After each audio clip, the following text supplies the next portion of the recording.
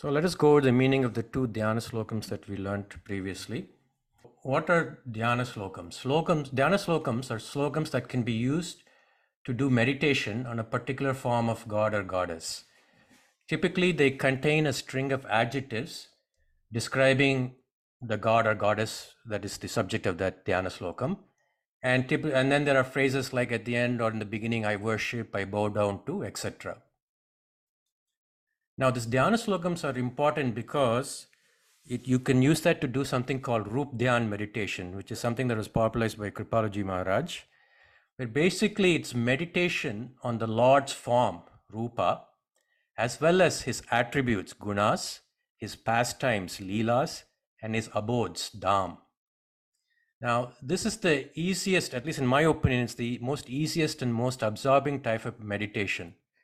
See, there are other meditation methods where you can focus on the breath or you can focus on light, but those methods are very difficult, especially in this modern age. For you to focus on light for 20 minutes, it's not easy. It's very tough. And that too, living in a modern age with the smartphones and social media, our brains are not wired to focus on light for 20 minutes. It's very, very few people can do it.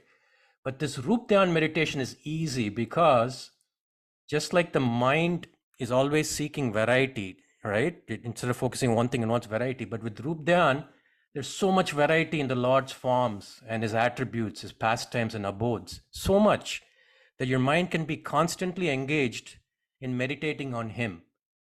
And all these Rupa, Gunas, Leelas, Dham, they're all so sweet and so full of love. So it's very easy to do this type of meditation.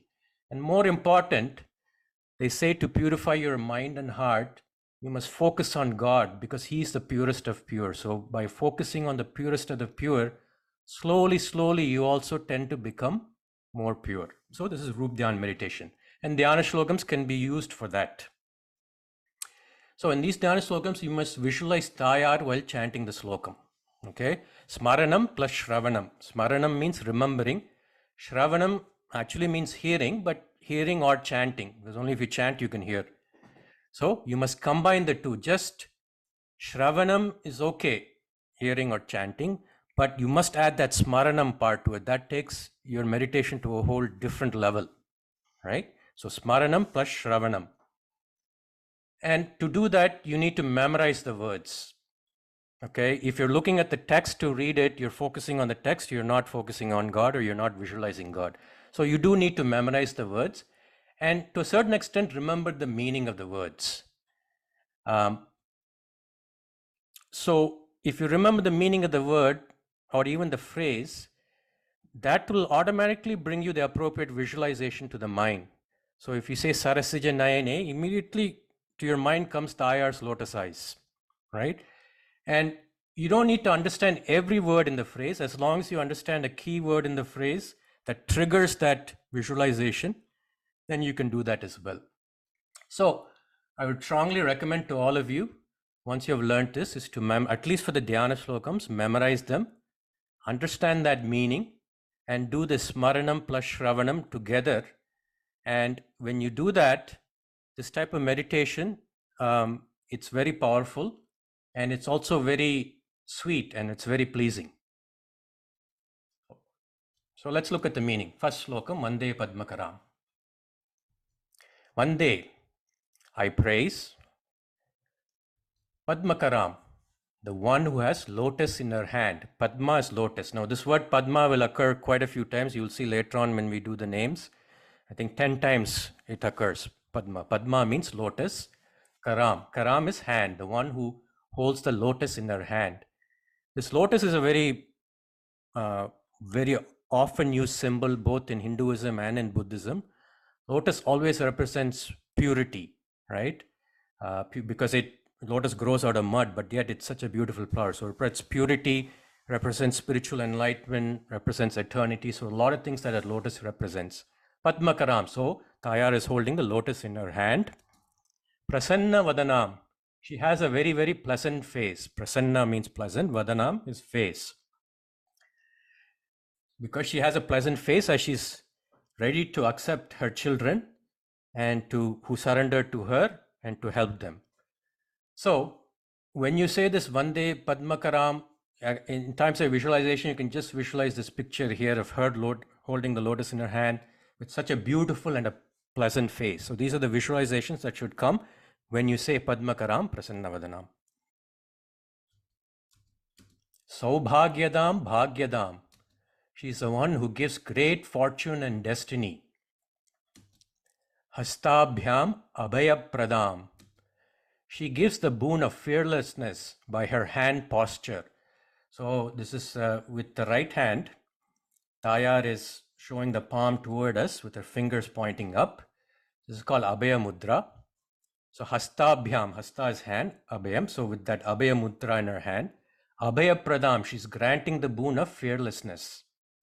So this pointing the palms towards you with the fingers up, அந்த காலத்துலாம் நம்ம தாத்தா பாட்டி இல்லை இவன் கொள்ளு தாத்தா பாட்டி ஏதாவது நம்மளுக்கு வந்து ஏதாவது சொல்லணுன்னா பயப்படாதேன்னு சொல்லணுன்னா அதெல்லாம் ஒன்றும் இல்லைடா பயப்படாதேன்னா இப்படி கையை இப்படி காமிப்பா முன்னாடிலாம் இந்த கையை முன்னாடி இப்படி காமிச்சுன்னு இந்த மாதிரி வித் பாம் ஃபேஸிங் ஒன்றும் பயப்படாத எல்லாம் சரியாக போயிடும் அந்த மாதிரி தாயார் இந்த ரைட் ஹேண்டில் அப்படி காமிக்கிறார் பயப்படாத நான் இருக்கேன் ஏன் பயப்படாதன்னா left handle she is pointing down left hand is palms facing, fingers pointing down. She's saying, என்னோட காலடியில் வந்து சரணமடை, surrender to me. ஸோ ஒரு கையில் பயப்படாத ரைட் ஹேண்டில், லெஃப்ட் ஹேண்டில் என்கிட்ட வந்து சரணம் பண்ணு, ஒன்றும் ஆகிடாது, எல்லாம் பயப்படாது, நான் இருக்கேன் அப்படின்னு பண்ணுறான். அதுதான் அந்த so whenever you go to Perumal கோவில் and you see Tayar's two hands, you should remember this. Right hand, she's giving the Abhaya Mudram, பயப்படாத, நான் இருக்கேன். The left hand, she's pointing to her feet and say, என்கிட்ட வந்து சரணம் சொல்லு, நான் எல்லாத்தையும் பார்த்துக்கிறேன், பயப்படாத.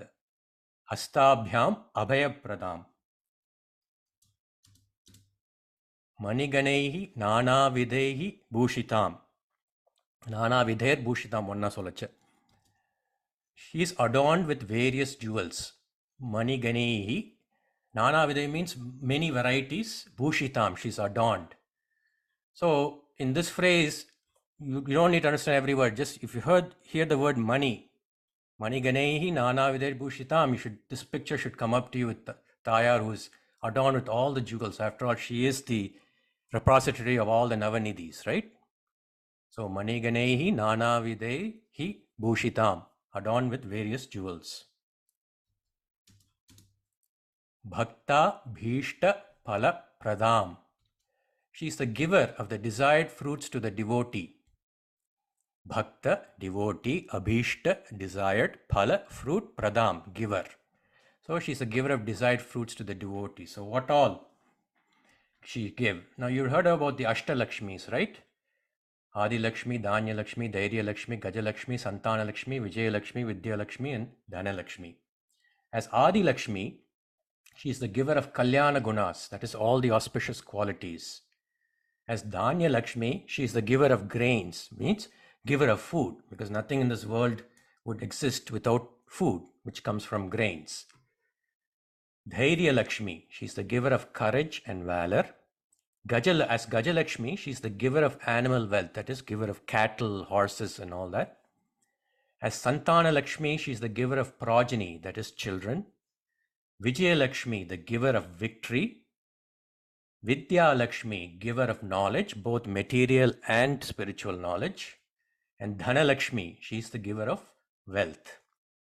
Now, above all these, the most important is that she enables us to get moksham, because she pleads our case to Perumal and she convinces him to give us moksham.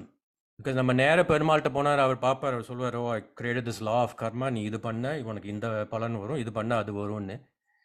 தாயார் வழியாக போனால் தாயார் வந்து பெருமாள் சொல்லுவா, சரி அவன் பண்ணா, ஏதோ தப்பு பண்ணா, மன்னிச்சிருங்கோ அவனை, நல்லதும் பண்ணா, ஸோ அவனை மன்னிச்சிருக்கோம், அவனுக்கு மோட்சம் தரும். She'll plead in our behalf. She is called the mediator.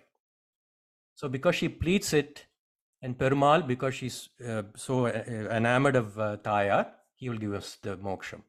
So she, most important is, if we surrender to her, she enables us to get moksham. Harihara Brahmadibhihi Sevitam, the one who is served by Hari, Haran, Shiva, Brahma, and others. Parshve Pankaja Shanka Padma Nidibhir Yuktam. One who has near her the lotus, the Shankanidhi and the Padmanidhi. Last time we talked about the Navanidhis. Of those two are Shankanidhi and Padmanidhi. Sada Shaktibihi. She, one who always has strength. Sada, always. Shaktibi, has strength, power and energy. Now that is the meaning of the first Dhyana Slokam. Let's go on to the second one. Sarasija Nayane, with lotus-like eyes, whose eyes are like lotus petals. Now another word for lotus here, Sarasija. Like I told you, in Sanskritam, there must be at least a minimum of 15 words for lotus. And a lot of these words, if you know, you'll understand a lot of the slokams, and even Carnatic music songs, you'll be able to understand. So another word for lotus is Sarasija. Sarasija, Nayane. Nayane is eyes, the one who has lotus-like eyes. Saroja haste. Here, another word for lotus is saroja. Saroja haste, who has a lotus in her hand. Dhavalataram shuka, wearing dazzling white garment. Dhavala is white, dazzling white. Shuka is a garment. So she's wearing a dazzling white garment. Gandhamalya shobhe. Gandha, she's decorated with fragrant garlands. Gandha is fragrant, malya, which is a garland. So again, here, very easy to visualize each of these words. If you understand, you can visualize this picture that I've given here. Easily just to visualize, you can visualize this picture as you say these meanings. Bhagavati. Okay, Bhagavati, one who has the 6 most attractive and desirable qualities to an unlimited degree. Now there are 2 words, Bhagavan, which is the male, and Bhagavati, which is the female. So being a person, a male person who has these 6 qualities to an unlimited degree, he's called Bhagavan. And a female who has this is called Bhagavati. So what are these 6 qualities? Dhyanam, Balam, Aishwaryam, Shakti, Viryam, and Tejas. So anyone who has these 6 qualities to an unlimited degree, he is called Bhagavan or she is called Bhagavati. Now, the definition of these 6 qualities, these have been given by the GR of Ahobila Madam in an Upanyasam. Dhyanam means has complete and unlimited knowledge. Balam has the ability to support everything without any effort. For example, this whole nature, this whole universe is all being supported by Perumal without any, he doesn't require much effort for him to support it. So Balam, ability to support everything without any effort. Aishwaryam, ability to command everyone. Shakti, the ability to control all. Viryam, not undergoing any change. Everything in this material universe undergoes change, but Perumal, he never undergoes any change. Viryam, not undergoing any change. And Tejas, not needing help of anything to do a task. So this Perumal created this whole world. He didn't need anybody's help to do it. So Tejas. These 6 qualities that Bhagavan has, Lakshmi also has, and that's why she's called Bhagavati. Harivallabhe. She is dear to Hari, Lord Vishnu. Because she is dear to Hari, that is why when she pleads our case with him for moksham, he readily agrees because she's so dear to him. Harivallabhe. And it's the opposite way too. He's also dear to her. Right? Typically, when you hire a lawyer to plead your case, you go to a judge. Usually there's no relationship between the lawyer and the judge. But in this case, the lawyer is in love with the judge is in love with the lawyer. So the whole relationship is different here. She is Hari Vallabhe and he is Lakshmi Vallabha. So when she goes and pleads our case to him, the judge is very open to hearing our case and granting us moksham. நம்ம இதில் கூட ஒன்று வேடிக்கையாக சொல்லுவா, பெருமாளுக்கு ஒரு சைடில் right hand சைடில் ஸ்ரீதேவி, இன்னொரு லெஃப்ட் ஹேண்ட் சைடில் பூதேவி. அது என்ன சொல்லுவான்னா, நம்ம தாயார் ஸ்ரீதேவியை நம்ம கேஸை ப்ளீட் பண்ணிச்ச பெருமாள் கேட்பார். பட் ஒரு விதத்துக்கு பெருமாள் கேட்க வேண்டான்னு இப்போ தலையை அந்த சைடு திரும்பினார்னா அந்த சைடு பூதேவி இருக்கலாம். அவளும் நம்ம கேஸை குழந்தை பாவம் அவங்களுக்கு மோக்க தருவாங்க, அவள் ப்ளீட் பண்ணுவாளாம். ஸோ அந்த மாதிரி வேடிக்கையாக சொல்லுவாள். ரெண்டு சைடும் தாயார் இருக்கா, ரெண்டு காதுலையும் பெருமாளுக்கு நம்மளோட ரிக்வெஸ்ட்லாம் வந்துருக்கு. ஸோ பெருமாளால் இது பண்ண முடியாது அப்படின்னு வேடிக்கையாக சொல்லுவா. அது Harivallabhe, dear to Hari, lord Vishnu. Manogne, the one who enchants all of our minds. Tribhuvana Bhutikari, one who gives prosperity and well-being to the three worlds. Tribhuvana, Bhuvana is the Tribhuvana, the three worlds. Bhutikari, she gives prosperity and well-being. Prasida Mahyam, O Tayar, please show your grace to me. Please show your grace and bless me. So this is the meaning of the Dhyana Slokams. Please, if you can, try to memorize it and try to understand the meaning. And when you say it, try to visualize with the meaning and to do that. Thank you very much for listening. Dhyanam vande padmakaram prasannavanam saubhagyadam bhagyadam hastabhyam abhayapradam maniganer nanavidhair bhushitam भक्ताभीष्टफलप्रदां हरिहरब्रह्मादिभिः सेवितां पार्श्वे पङ्कजशङ्खपद्मनिधिभिर्युक्तां सदा शक्तिभिः सरसिजनयने सरोजहस्ते धवलतरां शुकगन्धमाल्यशोभे भगवती हरिवल्लभे मनोज्ञे त्रिभुवनभूतिकरी प्रसीद मह्यम्.